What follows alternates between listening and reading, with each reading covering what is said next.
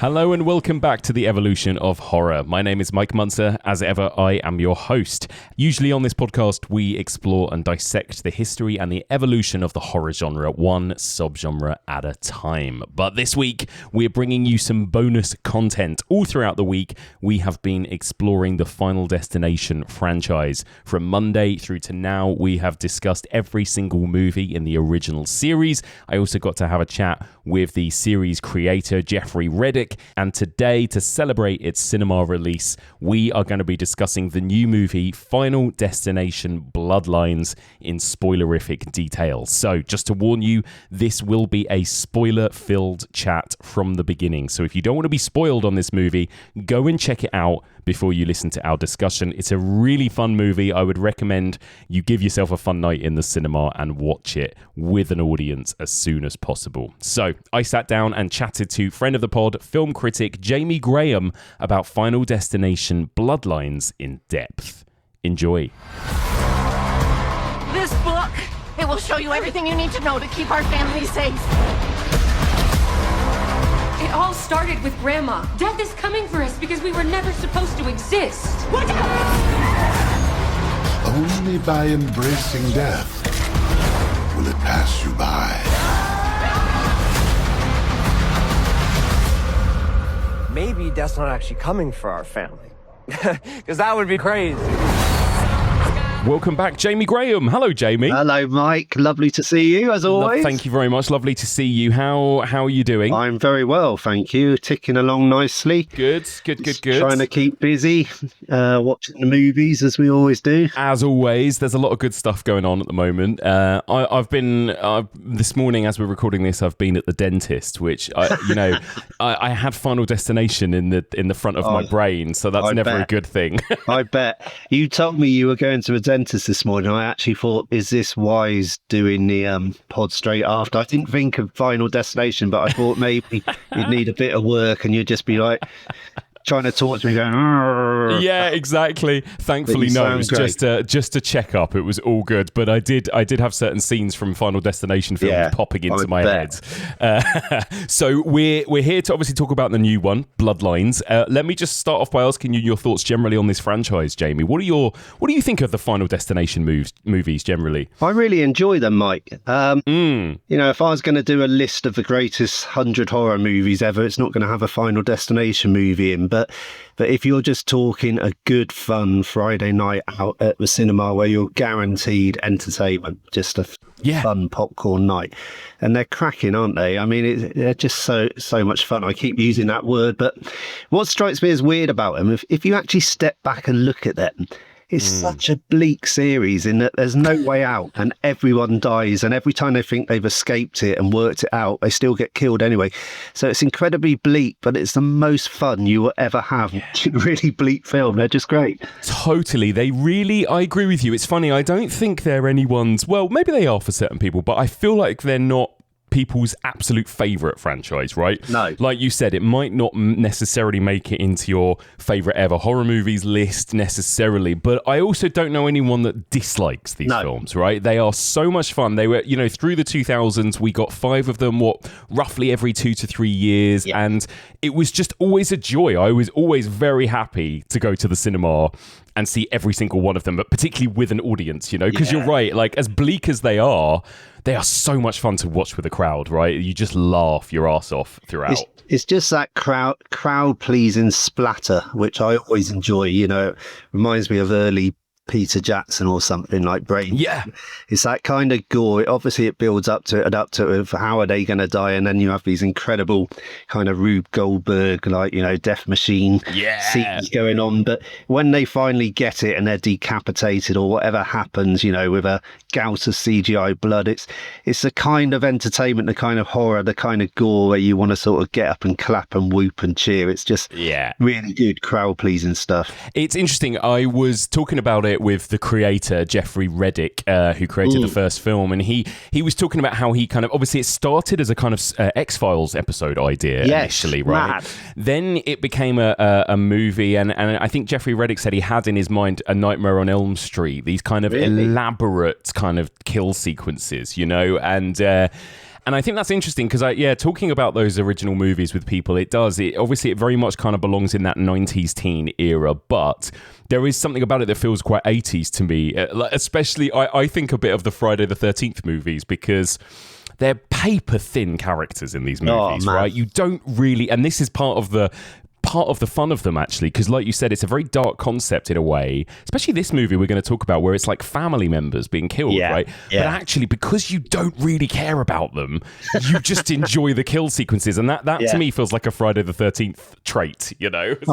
Totally. I mean, people often say that they're a slasher film, but instead of a masked killer, you have this sort of invisible killer who is Reaper.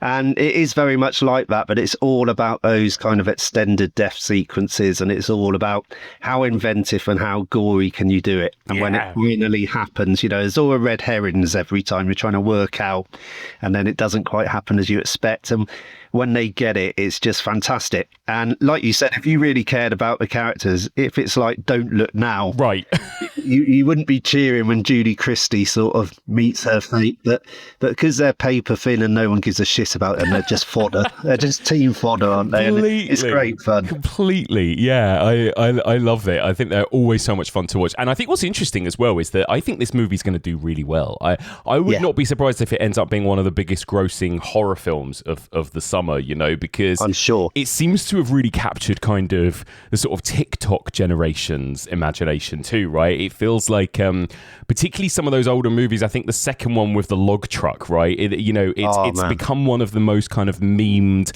sort of recognizable moments in the franchise too, right? And I think it's really struck a chord with people. Moments like that in the franchise that have really lived on, I think, you know? Yeah, I mean, it's funny you should mention a log truck because that's what we all remember. But like the first 5 films, for me, they kind of all blur into one. You just the certain death sequences. Everyone has their favourites.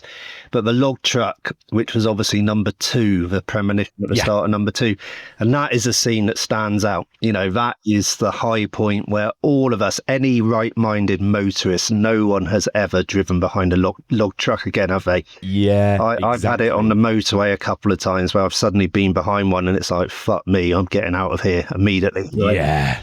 Yeah, completely. And when Final Destination is at its best, it gives you, obviously they are extreme cartoony moments, but there's something about it that is relatable too, right? Like whether it's a plane crash, whether it's a log truck, whether it's a scene in a dentist or a scene of a girl standing on a nail, you know, like those are the moments for me that I think are really smart and clever. Like I think it's when it becomes so outlandish and you've got like nail guns flying through the air into people's faces that it's a bit less effective, you know? Yeah, I mean, it's the 5th one, isn't it? Like I said, they blur into one for me, but I think it's the 5th one where the gymnastics scene, which ends with that's an all-timer. All-timer. It ends with that horrible, like when she dismounts and just absolutely snaps in half and splats. But just as horrible in a way as that bit is that whole tension of that like tackle, that screw on the beat, which obviously sets it all off. And when she just keeps just missing it, doing her cartwheels, and then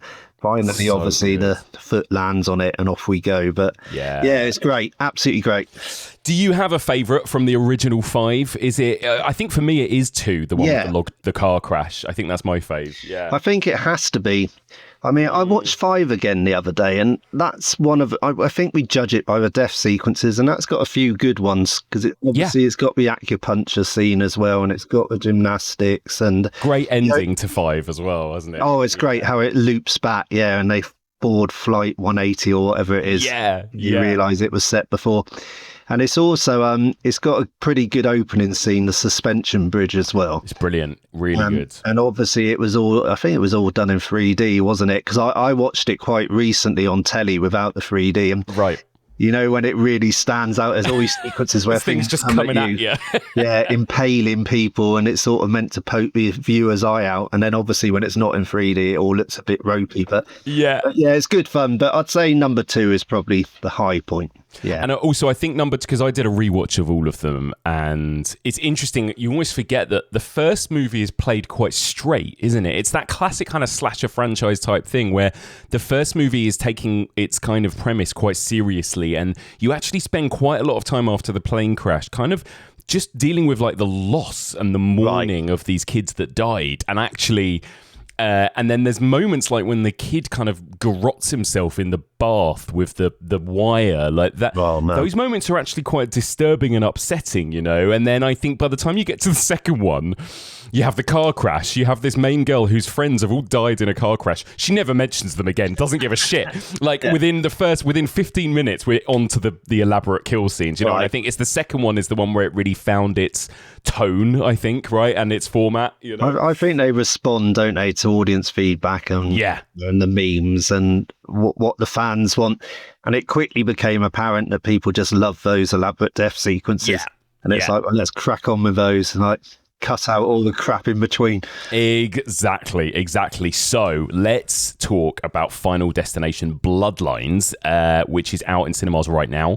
It's the sixth movie, but it also kind of stands apart almost, doesn't it, as like a little reboot, I suppose. It's a pretty bog standard plot for a Final Destination movie, right, Jamie? So we won't go into depth too much about the plot's mechanics, but just give people a little brief kind of what is this movie all about? Well, as always, we start with a premonition scene, which is what it's all about. That's when we see, like, you know, many people die, and it's always a kind of high point of the film for me, the premonition scene. And this one is an absolute belter. Yeah. That we meet Iris and her date, and they're going to a Skyview restaurant right at the top of this kind of needle thin tower that's a bit like the Stratosphere in Las Vegas. And at the top you've got this kind of restaurant with a glass floor and big glass windows, incredible view over the city, and it's opening night. So they go there, and then obviously Iris gets a premonition of things going wrong, that there's this elaborate, you know, sequence of events that starts with a kid throwing a coin over the side, and then it sets off all these things.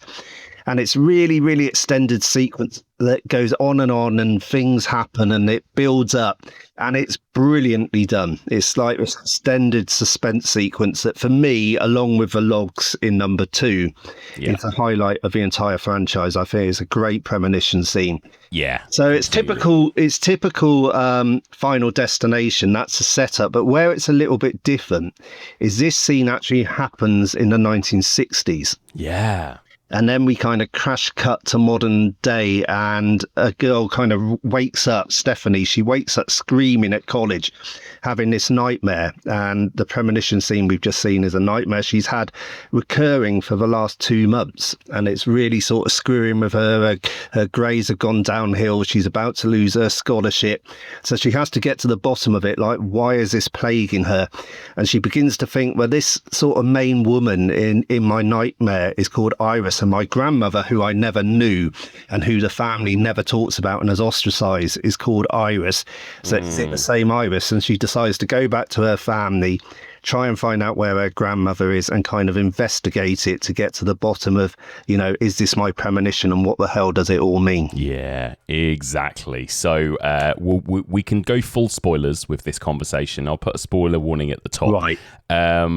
First of all, Jamie, just general thoughts. What did you think of it? How did it compare to the original 5 for you? Yeah, I really, really like it. I had a fantastic time with it because it is very much your typical Final Destination film, despite being a reboot. But like we said, it's got that slightly different thing, that it is kind of what's going on. It's an origin story in a way. And it's also all about family, that all the others are like a group of friends survive, or colleagues on a work trip survive, and there's maybe a couple of random people. And this one feels a bit different, that she goes back and she soon finds out that for reasons, you know, extended reasons, that her whole family is going to die if she can't do something about it. But that's who the Grim Reaper is targeting. So it feels a little bit different in that way, that not only between the death sequences have you got the usual scenes of them trying to work out, how can we stop this? Can we break the chain? You've also got this estranged family trying to sort of work out their differences in between the sequences. And, you know, like the mother hasn't talked to anyone for years. The younger brother feels really pissed off with Stephanie because since she's been at college, she's kind of lived her own life and forgotten about him, and he ignored the family. Yeah. There's all these kind of of dynamics going on as well. Yeah, I loved it too, actually. This is probably, I would say, maybe my third favourite in the series after the first two, I think. I think it's really great. I think it gives you exactly what you want from a Final Destination movie. Like you said, I think that opening set piece, which we'll talk about in depth, is unbelievable. Brilliant. I think it's quite refreshing, too, that it starts off in the 1960s. Yeah. I think that was quite a nice, change of pace. And I actually think, despite what we were just saying about the kind of paper-thin characters, I actually found that I quite liked a few of the characters in this and actually, genuinely kind of felt for a couple of them, particularly the character of the brother who turns out to be adopted, the one with all the piercings. I thought he was a real standout for me in that movie, and I actually I missed him when he was gone. He is a standout in it, and he's the one, like in the trailer where they show his sequence, don't they? The whole trailer was kind of in the tattoo parlor with the nose piercings and all of that. Which turns out to be a bit of a red herring sequence in the end, doesn't it, as well, which I quite liked. But yeah, generally speaking, I really liked it. This is a franchise that's had quite a few different directors. Obviously, two of the original movies were directed by David R. Ellis, but now it's been directed by Zach Lipovsky and Adam Stein, right? And there's that amazing kind of famous story about how they got the gig, right? Which is they were on, I think, a Zoom call with the studio talking about ideas, and they had set up this elaborate hoax where something collapsed behind them and caught on fire, and it was like a Final Destination Rue Goldberg trap happening behind them during a live Zoom call, right? Which basically landed them the job. Yeah. What did you think of these guys and the job they did sort of directing this movie? Well, first of all, I think that's a genius way to get the job. They kind of did it with special effects and some pre-recorded footage, and apparently one of them was decapitated by a ceiling fan. That's right. Yeah. Which is great, but I also think they deserve the job on the fact that, I don't know if I'm sure you've seen it, Mike, if people out there have seen it, they did a little film called Freaks in 2018. Such a good film. And it was made for like 2,000 Canadian dollars. Yeah. It's one of those Robert Rodriguez stories where they got friends to help them and called in favors. And it's got amazing special effects in it. It looks like a sort of, like they must have a really decent budget. And it's basically Firestarter. It's kind of like a little girl with psychic powers, and her father's looking after her and keeping her away from the world, and they have to go on the lam and people are chasing them. But it's what Firestarter should have been. The two films of Firestarter, which are both loopy. This is what it should have been. This is like the best version we've ever had of Firestarter, isn't it, Freaks? Yeah, I agree. It's one of those movies that no one really has seen or heard of. I think it played at a couple of I think it played at Fright Fest, and that's where I saw it. But it's absolutely worth checking out for anyone who hasn't seen it. I think now you can watch it. It's streaming somewhere. But Freaks from 2018, brilliant film, really worth a watch. So please check it out if you're listening and you haven't seen it. But my point being that even if they hadn't done this amazing Zoom call, on the strength of that, they deserve this movie. They deserve a big break. And hell yeah. I think they do a really good job. Their kind of affection for the series comes through. They really understand it. The direction's really sort of peppy. Yeah. They have so much fun with it. There's so many kind of songs, with themed songs about death and stuff. Absolutely banging soundtrack. Absolutely great. And I just think they do a really good job. I mean, the film's maybe a bit long, but it's 1 hour, 50 minutes. And my only criticism is you can maybe tighten it a little bit. But apart from that, it's just a great Friday night fun movie. So fair play to them. Completely agree. I think it's going to give fans, and again, I saw it at one of these. I couldn't go to the press screening of this because of my schedule, and instead I got invited to like an influencer screening, and I felt very out of place because half the people in that audience looked like they weren't even born when the original Final Destination came out.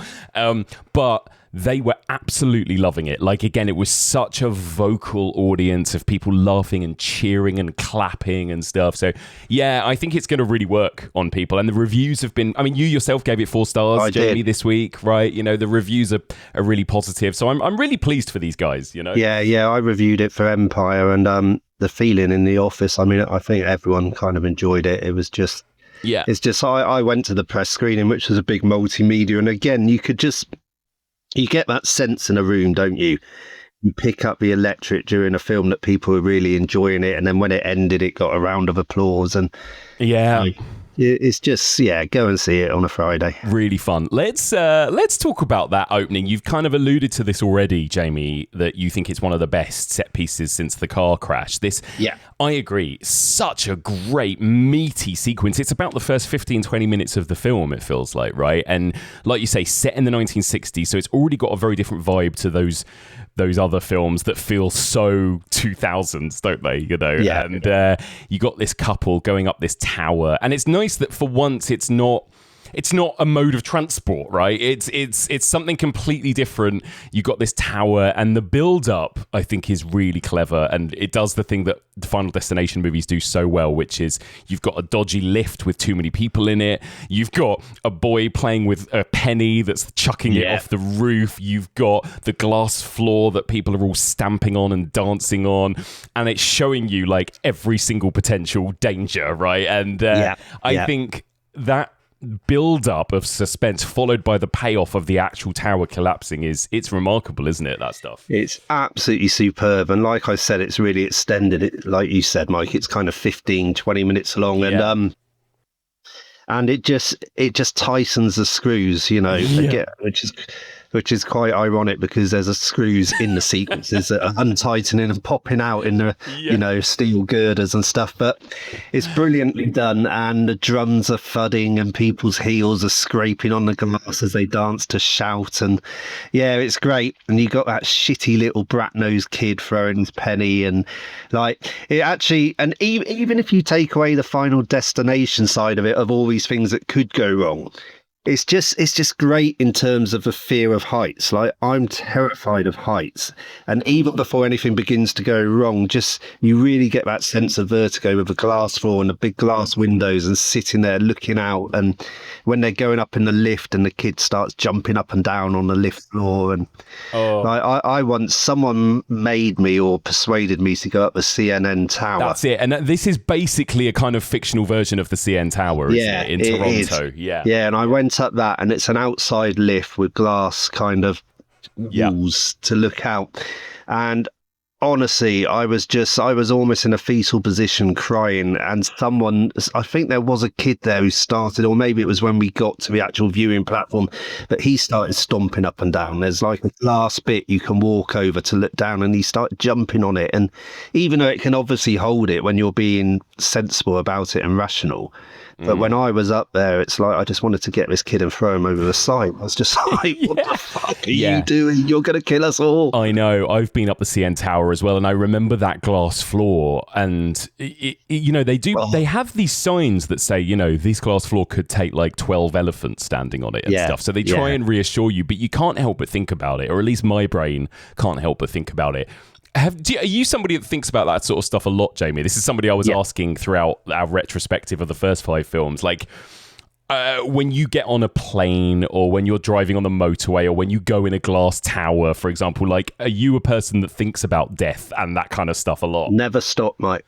Never, ever stop. And always have done. Like, I don't travel as much for my job now, but when I was kind of full-time at Total Film for many years, I used to do so many international junkets, go to LA, New York.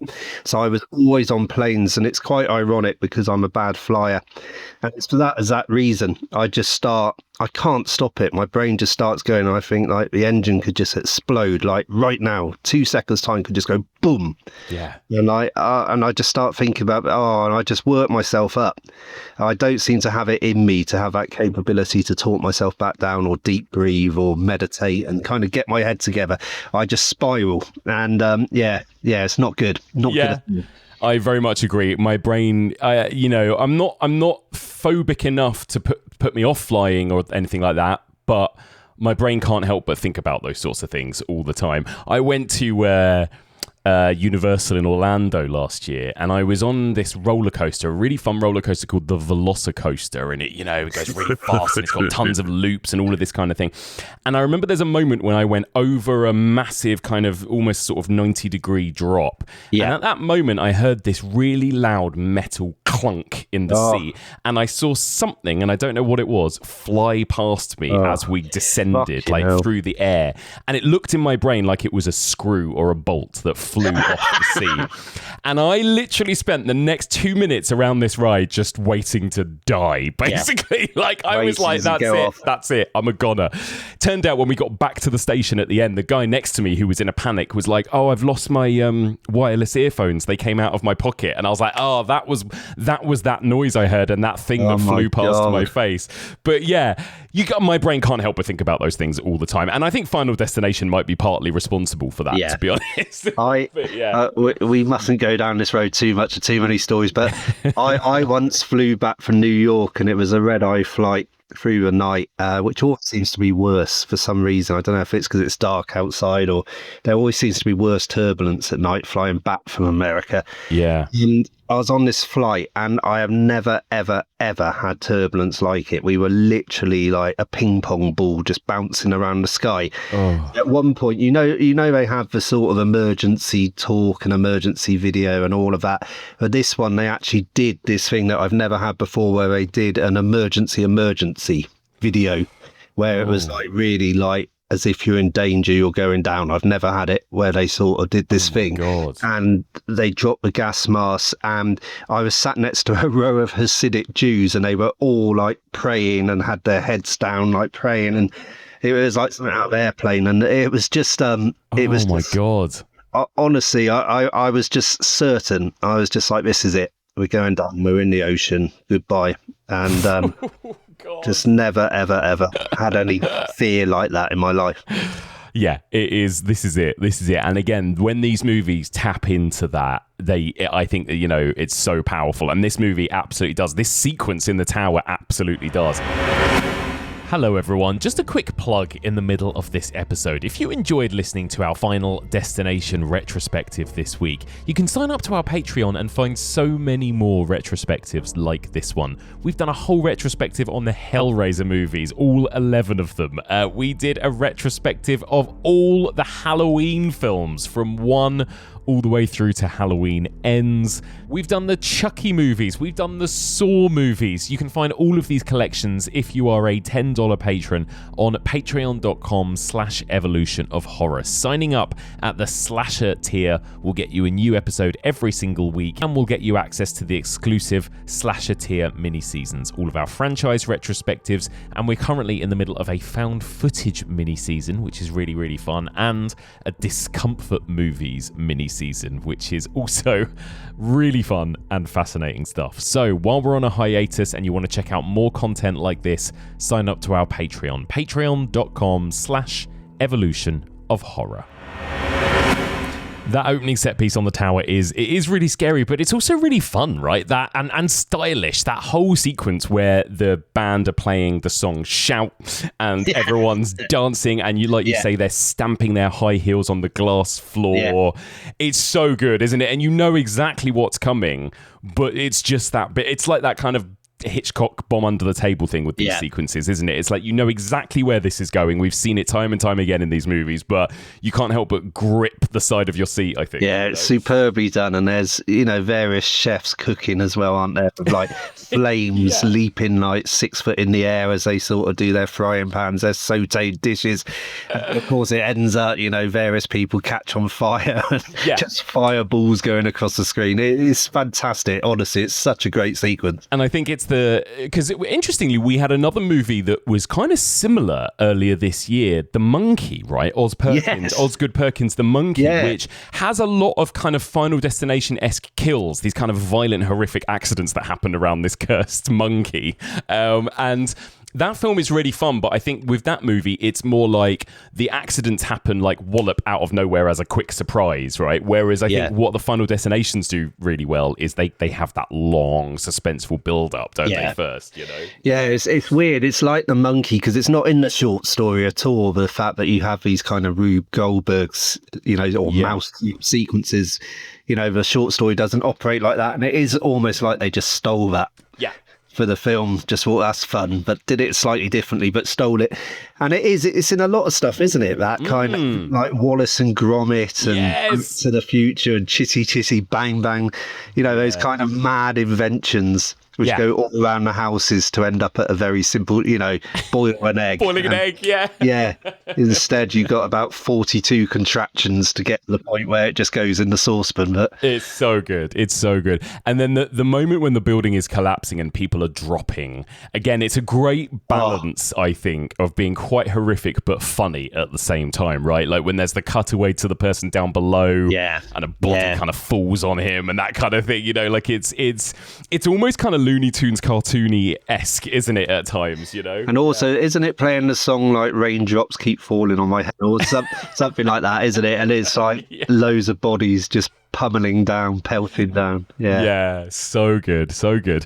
And then, of course, like actually what turns out to happen is some of the order in which some of these people die ends up becoming important later on, and you've got a little boy, a little African-American boy, right? Yeah. Who is sort of the last person to survive with Iris at the end. She's kind of dangling from this building with him in her hand. She ends up dropping, being impaled, and we don't really see what happens to him ultimately, right? And then, of course, he comes into it later in quite a smart way that links into the other films. Yeah, right? I mean, can we talk about that? How much of a spoiler is it? I think we're going to go full spoilers, so let's talk about that, shall we? Yeah. Because, I mean, he turns out to be William Bloodworth, who's obviously the Tony Todd character, who's in the first, second and fifth movies, I believe. Yes. Who's obviously a mortician and an expert on death. And we kind of have always thought up to this point, you know, who is this guy and why does he know so much? You know, it's always been a mystery.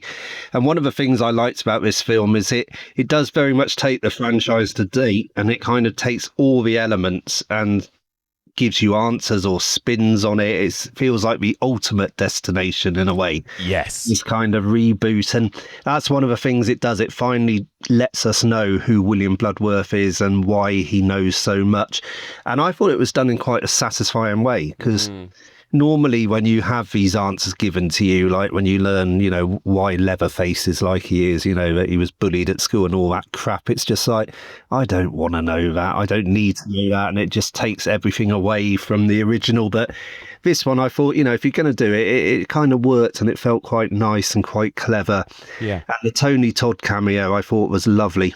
You know, that sort of just saying goodbye, basically. It was actually a really gorgeous scene, that scene, wasn't it? And this was Tony Todd's, I believe, last ever appearance, right, on film. I think it was his last role.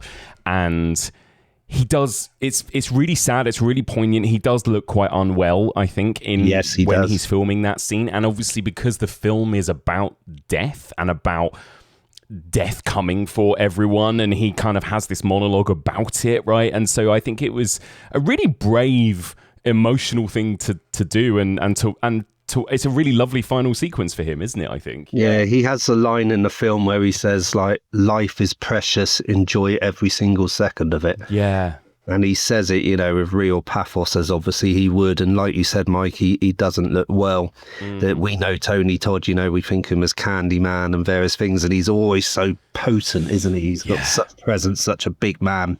And here he's quite sort of skeletal, you know. And yeah, I found it really moving and really brave of him to do it. Yeah, I loved it. It was I'm so glad that we got that sequence with him in this movie. I think that's a really nice kind of final sequence for Tony Todd, and the way in which it linked into the story, the overall kind of mythology as well, is really fun. And I guess, you know, do you think we're led to believe, Jamie, that everyone that died on that tower or would have died on that tower links to every single person that we've seen in the first 5 movies, essentially? I think that's the idea. I think it's kind of an origin story. Yeah. That obviously we don't see all these deaths, but we learn, you know, through the narrative, through the exposition, that hundreds of people kind of died on that tower. Right. That day, and it's almost like that was the first event, and between that happening and now the main action of this film, we're following death has caught up with every single person on that tower, right, who should have died, and has killed them kind of off screen between these films. So it's kind of got his own back on everyone, apart from like Iris, who has managed to evade it because she's aware of it and has always sort of been very, very careful and huddled away in seclusion so death can't get to her. So she's like the final one. So he not only wants to kill Iris, he then wants to kill the whole family because they shouldn't exist, because Iris shouldn't have existed. So that's why the family is in peril. But I think that's the idea that, all the other films link back to this first event. Yeah, I love that. I think that was really smart, really interesting. And then, like you say, then we've got the story of this family. You've got our main girl, Stephanie, who has these kind of recurring nightmares, basically her grandmother's vision. She's dreaming about it, right? And then you get this kind of whole story involving the family being offed one by one. And again, like you said, Jamie, on paper, this is quite a bleak thing, really. Like, you're watching a family watch each other die one by one, and yet somehow with the magic of Final Destination movies, it doesn't feel that sad or bleak, does it? I said this in my Empire review, that even though when they're working out their differences as well, and there's some really sort of painful stuff there of why they are out of touch and why they don't get on, and even though they're working it all out, you never feel that sort of poignancy and real pain like you do in something like Secrets and Lies. Exactly. It's not that movie, is it? They somehow managed to do it in a way that it's still Final Destination and it's still a great watch, just a fun watch. It's so good. It's so good. It begins, the first death we get is of the father, who, there's that brilliant sequence, which I think is in a lot of the marketing, right, where you've got the barbecue, you've got the shard of glass that ends up in the iced drink. Oh, it's brilliant, that sequence. Oh, it's good, isn't it? It's good. And again, I think, I think they kind of perfected the formula in this movie, that it's not just about the wallop, it's about the build-up, and again, that sequence really takes its time. Because with that one, at first, you don't know who's got the shard of glass, do you? Right. Like they've all got their cocktails or whatever with like loads of crunched ice in their glasses, and they're all like sipping it and chewing chunks of ice.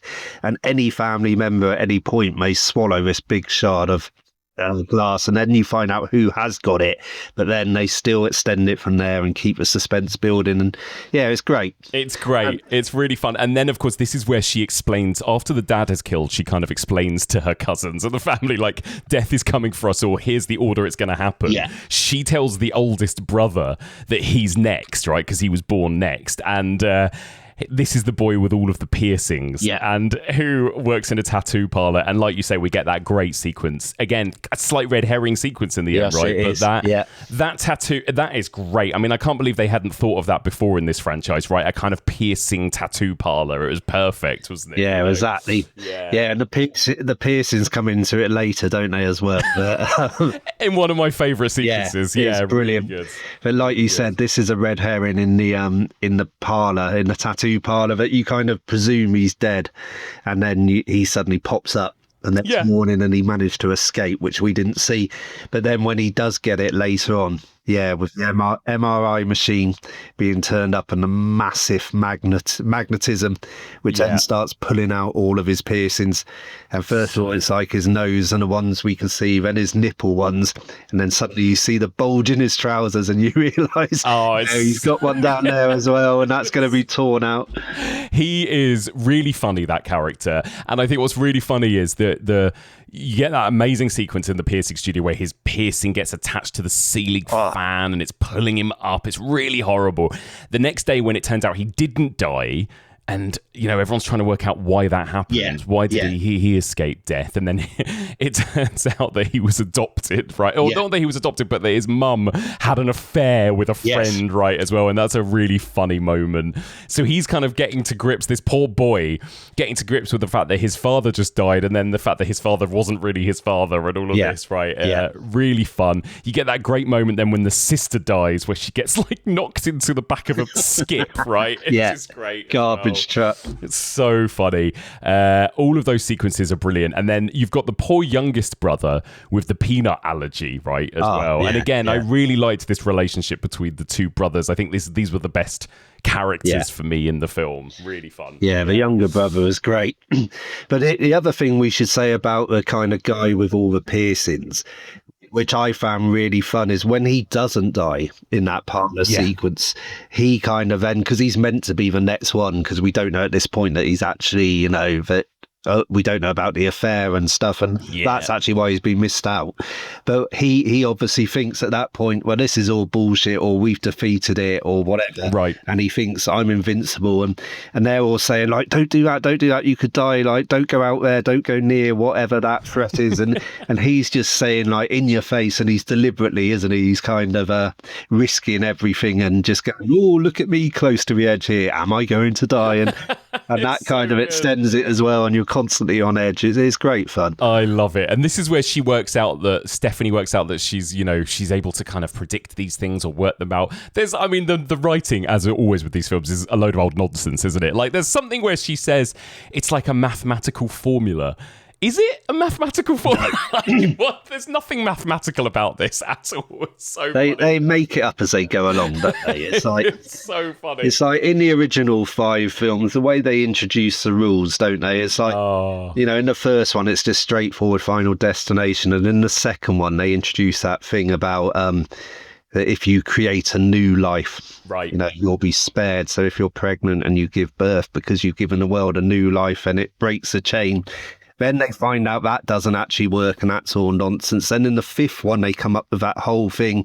Actually, if you kill someone, then they take your place in the death chain, and you get their years, whatever amount of years they've got left, then go to you. So you've got the whole thing of wanting to kill a stranger and sort of take their lifespan and all this. And it's always a way that whatever they come up with, it seems to work for a little bit, and they think they've done it, and then it doesn't work, and they get killed anyway. Yeah, it's so funny. This idea of you've got to die and then get brought back, essentially, and that will break the chain. Yeah. And of course, again, this is quite a dark thing where the brother, the one with the piercing, is like, right, I've got to kill my younger brother and bring him back, right? They're in a hospital, and he's very blasé about it. And this poor younger brother with the peanut allergy decides that he's going to eat some peanuts, right? And so that they can then send him into anaphylactic shock, basically kill him and then bring him back. And again, I think a great balance of something that is pretty nasty, right? And I feel really sorry for this poor little boy that has to, like, eat these peanuts, and he knows it's going to kill him, essentially. You know? And also, it's absolute nonsense that they decide to do it. The two brothers are like, right, we're going to do this. We're going to kill you and bring you back. And then they go off on their own to, like, a room completely on their own to do it, away from everyone else. And it's like, well, surely if you are actually going to do that, you would get a couple of other people in on it. You'd get a nurse or two and people with medical experience to be right there. So the moment he dies, you know, within seconds, you can shock him back to life. But no, they fuck off down the end of a corridor into some dark room where no one knows they're there. It's like, it's just mad. And also, I don't know if this is how MRI machines work, but I'm pretty sure they don't get turned up to the max and turn into super magnets. It just keeps going up, doesn't it? And it's sort of glowing like danger level, super danger. You know, I can't remember exactly, but it is. Yeah, it's a few artistic license, I'm sure. It's incredible. It's a bit like, it reminds me of Itchy and Scratchy, like or Tom and Jerry or something. You know, it is. Things. Yeah, it's very cartoony. It is. I love the way, like you said, when the magnet comes on all the guy's piercings and he gets kind of snapped and folded in half as he gets sucked into the machine. It's so good. So good. Oh, it's brilliant. And then we get the final sequence in the kind of the grandmother's house, right? The kind of survivalist house, I suppose. Yeah. Which is, I agree with you. I think for me, this is maybe the weaker element where it felt like it had gone on a little bit long by this point. And I actually find this with a lot of the Final Destination movies, is that they are less good. They're so good at the kind of opening set pieces, and they're less good at the final acts, I think, a lot of the time, you know. I actually think the final act of this was probably the weakest set piece. I think so. Like, all the death sequences were great fun, and that opening premonition is an all-timer. It's just wonderful. Yeah. But you want to end on something in an ideal world that's kind of at least as strong as the opening premonition. Yes. They should be the big two, shouldn't they? The opener and closer. The closer I actually felt was a little bit weak. I agree. You kind of go out not quite on the high you should have. I agree. Although there is a fun fact about this, where the mother who ends up getting killed in the final sequence, right? She gets set on fire. This was apparently a bit of trivia here. The stunt woman that played her became the oldest ever stunt woman to get set on fire at age 71. Yvette Ferguson. So there you go. Excellent. Love that. Excellent. And actually, it's worth saying a lot of the. I mean, there is CGI in this, but less so than in Final Destinations 4 and 5. I think there is some nice practical stuff here as well. They tried to do as much practical as they could, didn't they? Yeah. Mm-hmm. And I think all the Final Destinations are CGI heavy, and that's another thing. There's definitely moments in this where it is a bit CGI-y, and I would love a world where everything's practical, but we don't live in that world anymore in terms of getting insurance for movies and stuff like that. They wouldn't allow it, but yeah, fair play to the filmmakers that they at least try to build stuff and do stuff where they could. Exactly. That opening sequence of a Skyview restaurant, they did quite a lot of that practically, apparently. Yeah, where they could. And I think that does make a difference. It got really bad towards the end of the franchise. I think particularly 4, which is the weakest of the whole franchise. That was the one that was made for 3D, and there's so much just like CGI blood and everything, and it looks dreadful now, that movie, one of my big bugbears, Mike, is CGI blood splatter. Oh, what is the point?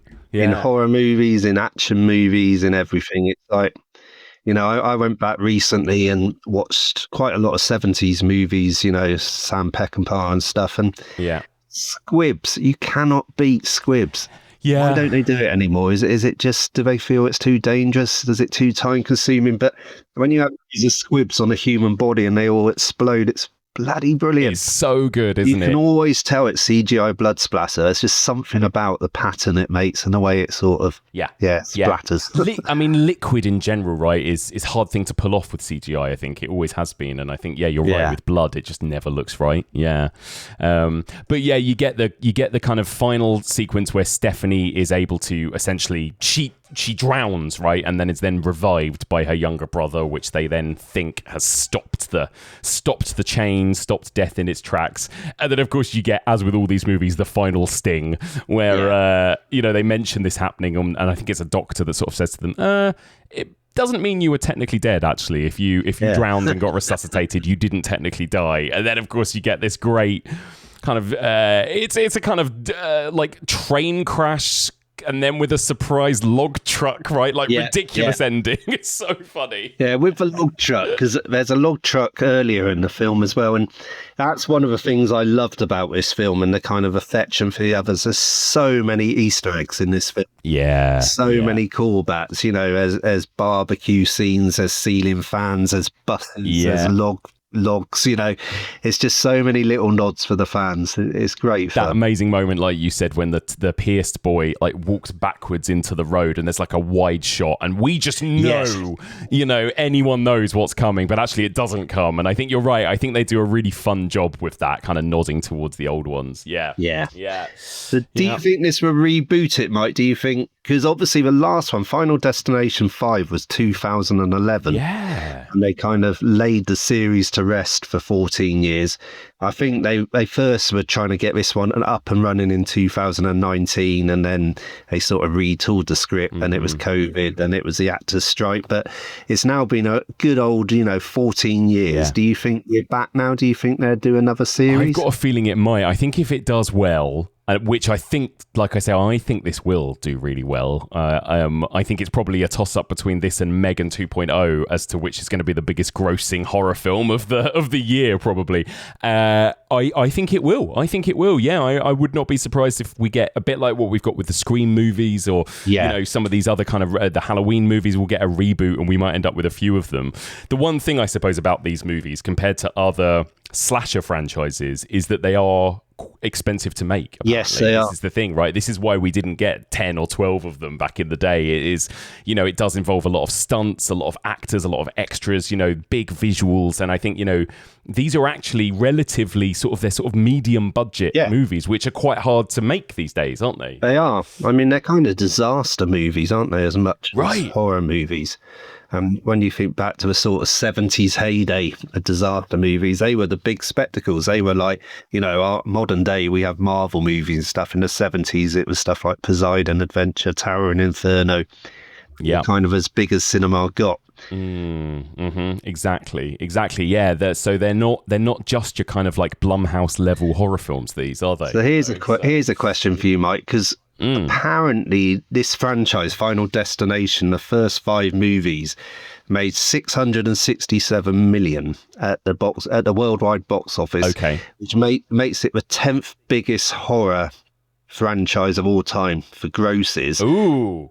What do you think? I'm going to put you on the spot here. I only know this because I looked it up the other day.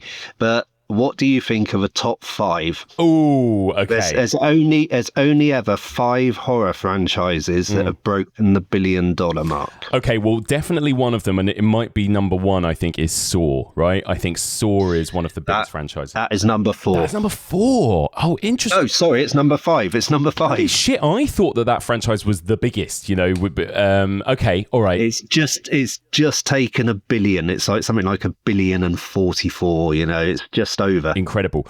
Paranormal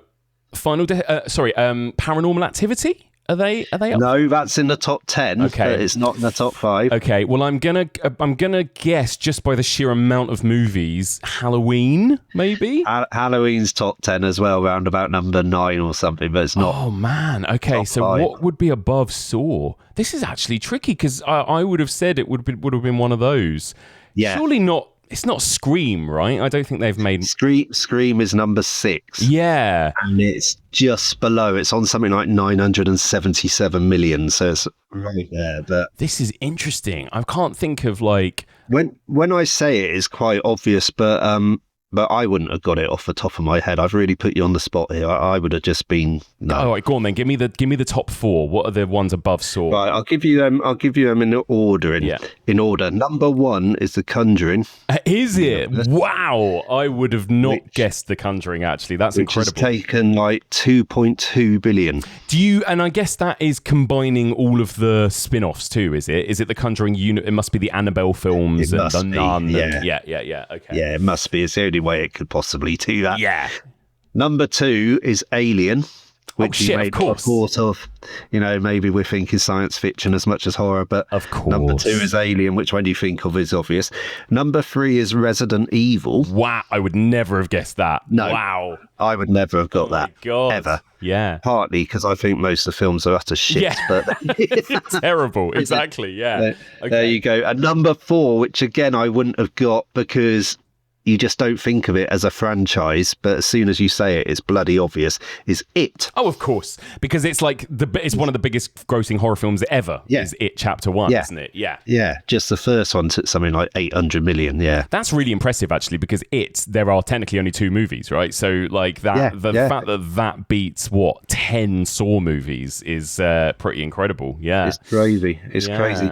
So there you go. So Final Destination on 667, and I'm sure this would do really well. So it's going to creep up. It's going to creep up that list. I think it will creep up the list. Yeah, I love that. There you go. Do you think we're going to see more, Jamie? We're going to get more sequels to this? I do. I'm like you, Mike. It all comes down to success. This has to do well. Otherwise, they won't greenlight the next one. But I'm sure. I just think this will really do well over the weekend. I think people will go to see it. So. It will appeal to, it's been around 25 years now. The first one was 2000, so I think it will appeal to, horror fans who are a little bit longer in the tooth and have kind of grown up with them, and then the whole new generation, like you said, who are discovering it on TikTok, and it just feels very modern in some ways, doesn't it, as well? So I think that's right. I think that's the key, is that it's really taken off on social media, and I think that's the key, right? It's going to do really well. Yeah, love it. There you go. I'm going to put you on the spot now, Jamie, and say rank the 6 Final Destination movies for me. Bloody hell, Mike. Bloody hell, a little heads up would have been nice. Okay, I'm going to go number 2. Yep. I'm going to be really bold here. Number 6, as in Bloodlines, that we've talked about today. I did really like it. And I'll go number 1 for starting it all off. Yep. And then I'll go number 5, just because it's got some terrific set pieces in it that really stand out. Yeah.